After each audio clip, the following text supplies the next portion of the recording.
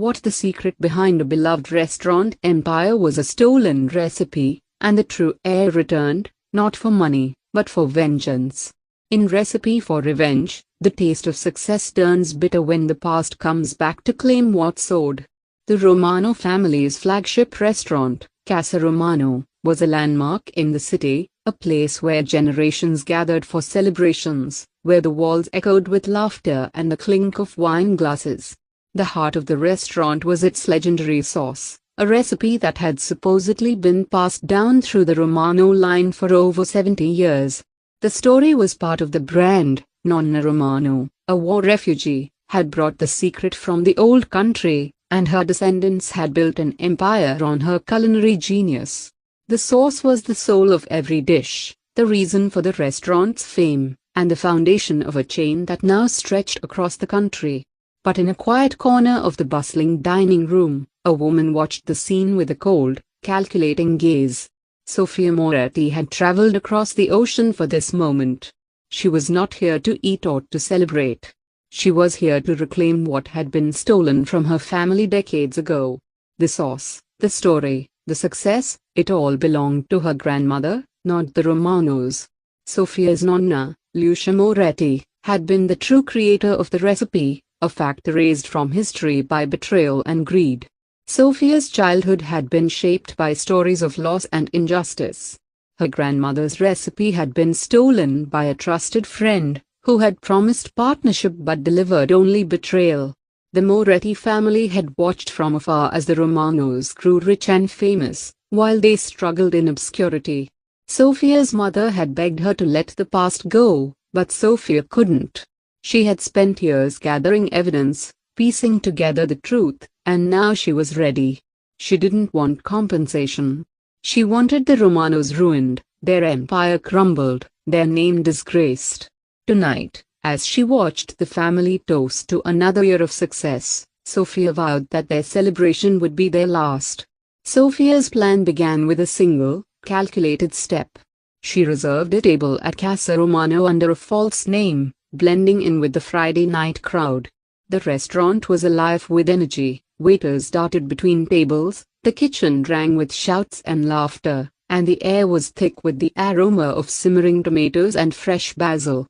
Sofia studied every detail, the family photos on the wall, the menu boasting Nonna Romano's original sauce, the staff's crisp uniforms. She ordered the signature pasta, savoring the taste that should have been hers by birthright. Each bite was a reminder of what her family had lost. When Vincent Romano, the current owner and patriarch, made his rounds, Sofia smiled politely, hiding the storm brewing inside her. He was charming, gracious, and utterly unaware of the reckoning that awaited him. As she left, Sofia slipped a note to the hostess: "Ask Vincent if he remembers the Moretti family." The message was simple, but it was enough to send a chill down Vincent's spine when he found it the next morning. He recognized the name instantly, a ghost from his father's past, a secret he had hoped would never resurface. Vincent tried to brush off the unease, but the note gnawed at him all day. He remembered the stories his father had told, the warnings to never speak of the Morettis, the guilt that sometimes flickered in his eyes. Now, as the restaurant prepared for another busy night, Vincent realized that the past he'd buried was clawing its way back. He had no idea just how much he stood to lose. Vincent's hands trembled as he dialed the number on the note. The voice that answered was calm, almost icy. Sofia agreed to meet him after hours, in the empty restaurant. The dining room, usually filled with warmth and laughter, felt cold and cavernous as they faced each other across a table. Vincent tried to play innocent, but Sofia was relentless. She laid out her evidence: old letters, faded photographs, and a copy of the original recipe in her grandmother's handwriting. Each piece was a nail in the coffin of the Romano family myth. Vincent's facade crumbled. He confessed that his father, Carlo Romano, had stolen the recipe from Sofia Moretti, promising partnership but delivering only betrayal. Carlo had built his fortune on a lie, and Vincent had inherited both the wealth and the guilt. Sofia listened, her anger simmering beneath the surface. "I don't want your money," she said, her voice steady. "I want everyone to know what you did. I want your empire to fall." Vincent pleaded for understanding, insisting that he had tried to make things right in his own way. But Sofia was unmoved. "You can't undo what's been done," she said.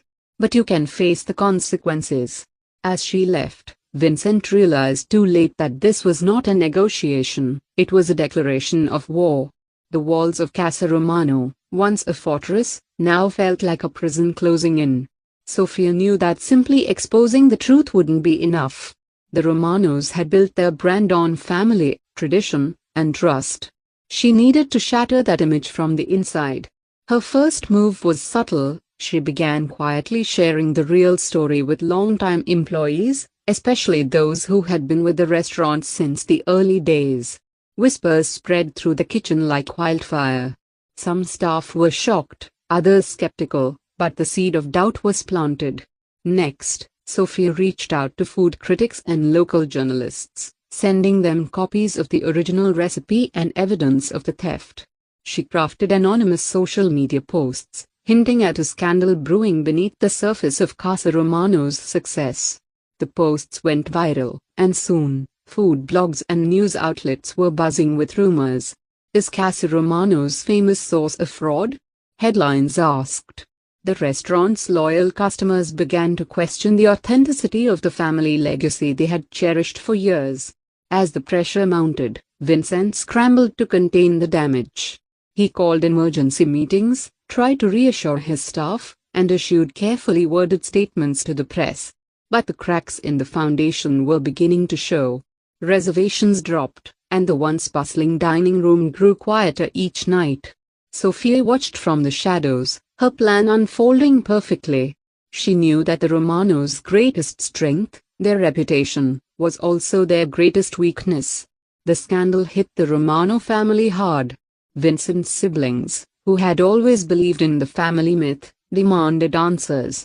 His daughter, Isabella, was devastated to learn that her beloved nonna's recipe was a lie. The staff grew divided, some loyal to Vincent, others sympathetic to Sofia's cause. Customers began to cancel reservations, and the press camped outside the restaurant, hungry for a statement. Vincent tried to rally his family, but old resentments surfaced. Accusations flew, and secrets long buried came to light. Sofia watched as the family that had stolen her legacy began to unravel, piece by piece. Vincent's brother, Marco, accused him of mishandling the crisis and putting the family's future at risk. Isabella, once the face of the restaurant's next generation, withdrew from public appearances, unable to face the shame. The staff, once a tight-knit team, splintered into factions. Some quit, unable to stomach the deception. Others stayed, hoping to weather the storm. The restaurant's loyal customers, too, were divided. Some defended the Romanos, while others demanded accountability. Sofia felt a mix of satisfaction and sorrow as she watched the chaos unfold. She had wanted justice, but seeing the family in pain stirred memories of her own family's suffering. Still, she pressed on, determined to see the Romanos held accountable. The city's food scene buzzed with gossip, and the once unassailable Casa Romano was now a symbol of scandal and betrayal. As the Romanos struggled to keep their business afloat, Sofia made her next move. She hosted a pop-up dinner in the city, serving her grandmother's original recipes under the Moretti name. The event was a sensation, food critics raved, and former Casa Romano regulars flocked to taste the real sauce. Sofia told her story to anyone who would listen, painting the Romanos as frauds and herself as the rightful heir. The contrast was stark. While Casa Romano's table sat empty, Sofia's pop-up was booked solid for weeks. The city's food scene buzzed with talk of the scandal, and the Romanos' reputation sank lower with every passing day.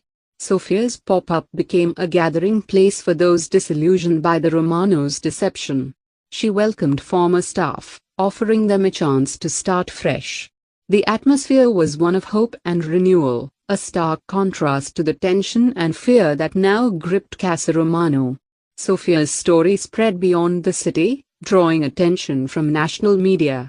Interviews, articles, and social media posts amplified her message: the truth matters, and justice can be served. Vincent watched helplessly as his family's empire crumbled. Investors pulled out, franchise locations began to close, and the once proud Romano name became a punchline. Sofia had won the public support, but the victory felt bittersweet. She had destroyed the Romanos, but the pain of her family's loss lingered. Desperate, Vincent tried to salvage what was left. He offered Sofia a public apology and a share of the business, hoping to end the feud. But Sofia refused. "You can't buy back what you stole," she said.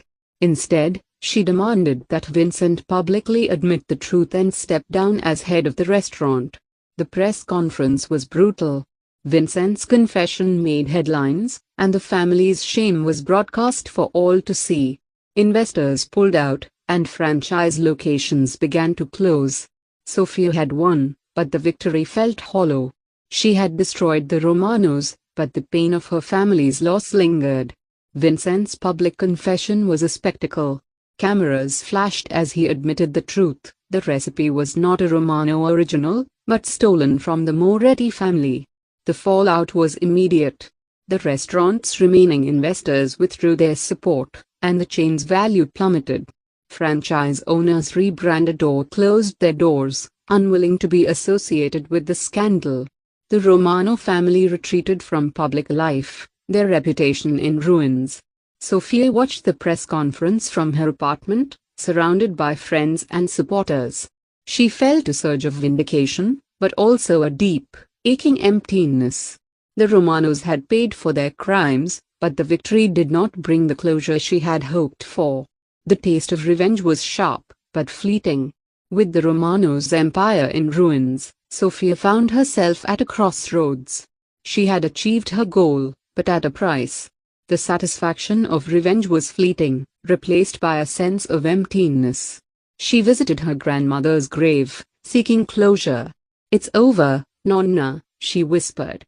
"They paid for what they did." But as she looked around at the city that had once celebrated the Romanos, she wondered if she had become what she hated, a person defined by bitterness and loss.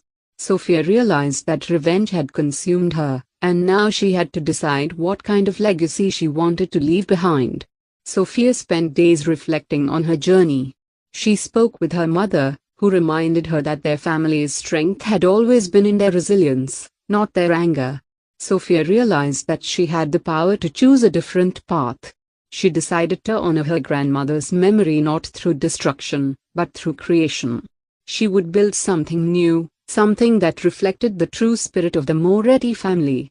Determined to honor her grandmother's memory in a different way, Sofia opened her own restaurant, not out of spite, but out of love for the food and traditions she'd grown up with. She hired staff who had left Casa Romano, giving them a new home and a fresh start. The Moretti kitchen became a place of healing, where old wounds were acknowledged but not allowed to fester. Sofia shared her story openly, but focused on building something positive.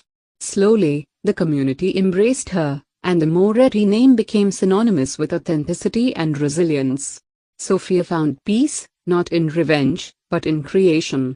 The new restaurant, Trattoria Moretti, quickly became a local favorite. Sofia's menu celebrated her grandmother's recipes, but also introduced new dishes inspired by her own travels and experiences. The atmosphere was warm and welcoming, a stark contrast to the tension and secrecy that had once defined her life. Sofia's story inspired others to speak out about their own experiences with injustice, and the restaurant became a symbol of hope and renewal. On the anniversary of her grandmother's passing, Sofia hosted a special dinner, inviting friends, family, and even former Romanos who had found new beginnings. As she looked around the bustling dining room, she realized that her journey had come full circle. The stolen recipe had once been a source of pain, but now it was a symbol of survival and hope. Sofia raised a glass to her grandmother, grateful for the strength to reclaim her legacy, not through destruction, but through renewal. The taste of revenge had faded, replaced by something far sweeter, the satisfaction of knowing who she was and where she came from. Sofia's story became a legend in the city, a tale of justice, resilience, and the power of truth. The Moretti name, once overshadowed by betrayal, now stood for something greater. Sofia had broken the cycle of pain and built a new legacy, one that would endure for generations. As the night wore on and laughter filled the air, Sofia knew that she had finally found peace. If you enjoyed Recipe for Revenge, share this story with someone who believes the truth always finds its way to the table. What would you do if your family's legacy was stolen? Let us know in the comments below.